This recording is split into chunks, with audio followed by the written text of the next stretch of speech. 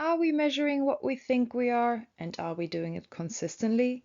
In this lesson, we'll look at the concepts of validity and reliability to help us judge the quality of psychological research. When we talk about validity, what we're really asking is this accurate?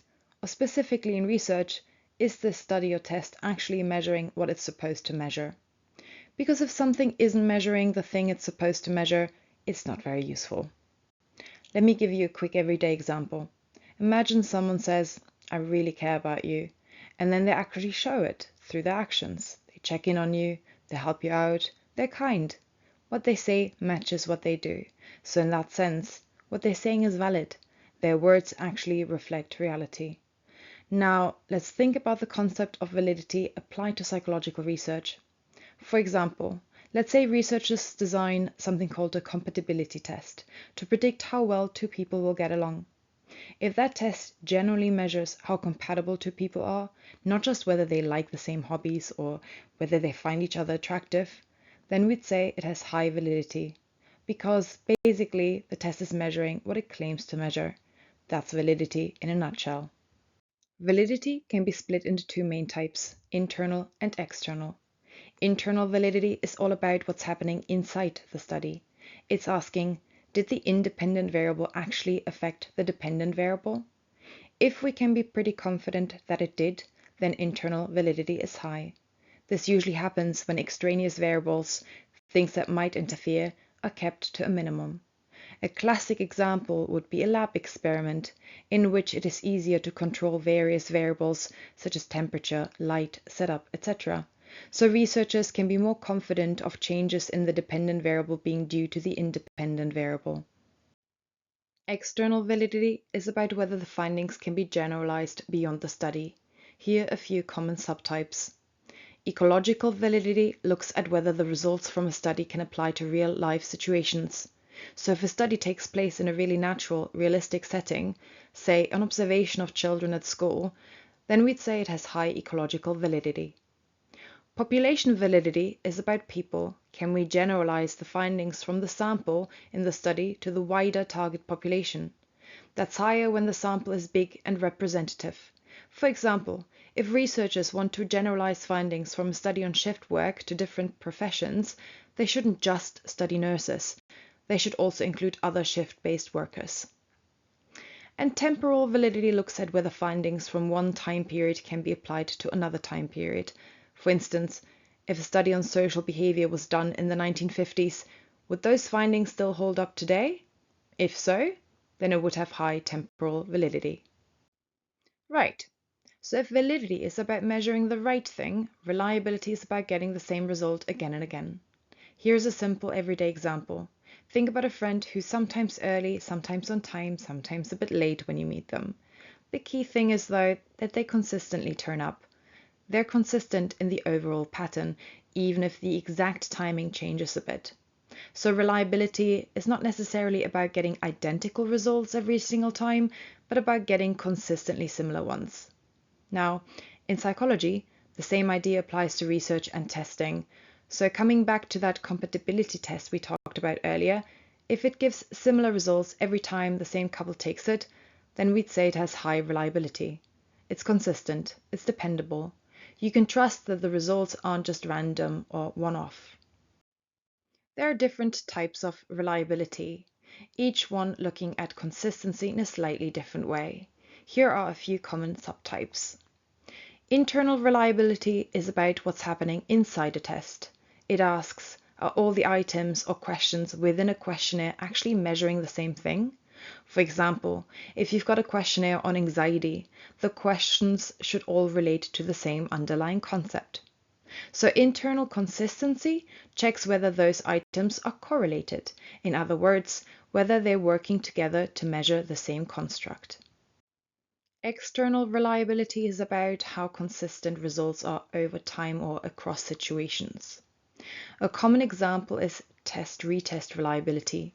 That's when you give someone the same test, like memory or personality test, on 2 or more different occasions and check if their scores are similar.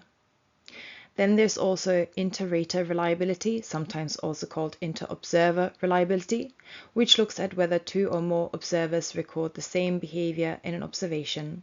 For instance, if two psychologists watch the same video of children playing, do they both note down similar behaviors? If they do, that's high inter-rater reliability. It shows consistency between observers. So overall, reliability is about one key idea: consistency. Whether it's across time, across people, or within a test, reliable research gives us results we can depend on. Here a table to sum up how reliability and validity interact. You can have data that's consistent but still totally wrong, or results that hit the right thing but are all over the place. Now let's look at a real-life example to apply these two concepts to. Reliable and valid, that's what we want. A thermometer gives the same reading each time and accurately shows the real temperature. Here, the thermometer is consistent. It gives the same reading every time, so it's reliable. But it's consistently wrong. It's not valid because it doesn't reflect the true temperature. Here, it's both inconsistent, unreliable, and inaccurate, invalid. The readings are all over the place and none reflect the actual temperature. So in this case, you can't trust the results at all. There's neither accuracy nor consistency.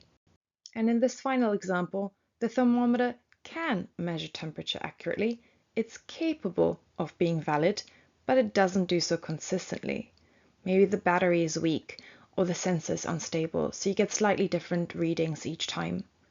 In psychology, that's like a test that measures what it's meant to, but produces inconsistent scores because conditions or instructions vary. So it's not reliable and only sometimes valid. Here are a few examples to bring these concepts to life. A memory test measures memory performance accurately. That means it's valid. And the same person gets similar scores each time. That means it's reliable. A newly developed IQ test turns out to actually measure problem-solving speed. So although people get similar results each time, which means it's reliable, it doesn't measure what it's intended to measure, IQ, so it's not valid. A test generally measures memory ability, meaning it's valid, but people completing it consistently get different scores, which means it's not reliable, which could be due to inconsistent instructions or distractions affecting performance. And a mood test aims to measure levels of depression, though the questions don't clearly relate to mood or depression, therefore it's not really valid. And someone taking the test 3 days in a row keeps getting different results, so it's not reliable. To improve validity, extraneous variables should be carefully controlled so that any change in the dependent variable can be confidently attributed to the independent variable. Using appropriate, valid measures increase accuracy. The tools or tests used should generally measure the construct they claim to measure. Validity also improves when demand characteristics and researcher bias are minimized, for instance by using standardized instructions or blind procedures. Techniques such as random allocation or counterbalancing help ensure that participant or order effects do not distort the results, further strengthening internal validity. To improve reliability, the study should include clear instructions and consistent testing conditions so that all participants experience the procedure in the same way. Observers should be well trained and whenever possible, multiple raters should be used to check for agreement, increasing inter-rater reliability. Piloting the study or testing materials beforehand help identify unclear or inconsistent procedures. And automation of data collection can reduce human error and increase measurement consistency. Certain strategies enhance both validity and reliability. Standardized procedures, consistent materials, and careful piloting all help to make research more accurate and more consistent. Ultimately, high-quality research depends on both. Validity ensures the findings are accurate, and reliability ensures they are dependable. Now, just a little bit of extra information on reliability and validity in clinical settings. So the idea of reliability stays the same across all areas of psychology. It always refers to the consistency of results or judgments. So just to recap, this would look as follows. In experimental research, which we just covered, Reliability means that if the study were repeated under the same conditions, similar results would be obtained. In psychological testing or diagnosis, it means that the outcome, whether it's a test score or diagnosis, would be consistent across time, across raters, and across items. So the same types of reliability apply in a diagnostic context. Test-retest reliability asks whether a person would receive the same diagnosis from the same clinician at a different time, assuming their symptoms haven't changed. Inter-rater reliability focuses on agreement between different clinicians. If two or more professionals using the same classification system, such as the DSM or the ICD, reach the same diagnosis for the same individual, that shows high inter-rater reliability. And internal consistency considers whether the diagnostic criteria within a classification system work together to describe a single disorder. For example, all symptoms listed for schizophrenia should reflect aspects of the same underlying condition, not unrelated features. So, just like in research, reliability in diagnosis is about stability and consistency, ensuring that measurements or judgments are consistent over time between assessors or across criteria. Earlier, we talked about validity in terms of research design, which is about whether the study itself measures what it intends to measure. For example, whether changes in the dependent variable are really caused by the independent variable, or whether findings can be generalized. When we talk about tests or diagnostic tools, however, validity means something slightly different. It's about whether that measurement tool actually measures the psychological construct it claims to, like anxiety, memory, or intelligence. There are several ways to assess validity of tests. For example, face validity is the simplest level. It asks whether, on the surface, the test appears to measure what it claims to. For example, a math test that asks straightforward math problems would have good face validity. You'd look at it and be like, yeah, this is testing my math ability. But if it's full of wordy, confusing questions, it might look more like a reading comprehension test instead. Face validity isn't a scientific test of accuracy. It's more of a first impression check. Then there's concurrent validity, which involves comparing a new test with an already established, trusted one that measures the same thing. If the two produce similar results when given to the same people, the new test has high concurrent validity. For example, a new anxiety questionnaire that gives similar scores to the well-established back anxiety inventory would have good concurrent validity. Then there's predictive validity, which is about whether the test can accurately forecast something that happens later. For example, an aptitude test for job applicants should predict who performs well in the role, or a university entry test should predict future academic success. Finally, construct validity, sometimes called descriptive validity, is the most comprehensive type. It examines whether the test generally measures the underlying psychological concept or construct that it claims to measure.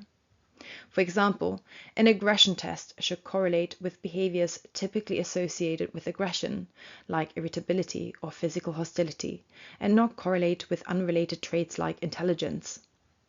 Altogether, these types of validity help psychologists determine whether a test is accurate and meaningful, not just that it works consistently, but that it measures the right thing.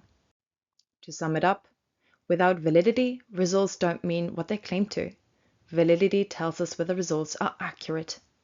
And without reliability, results can't be trusted. Reliability gives us confidence that results are consistent.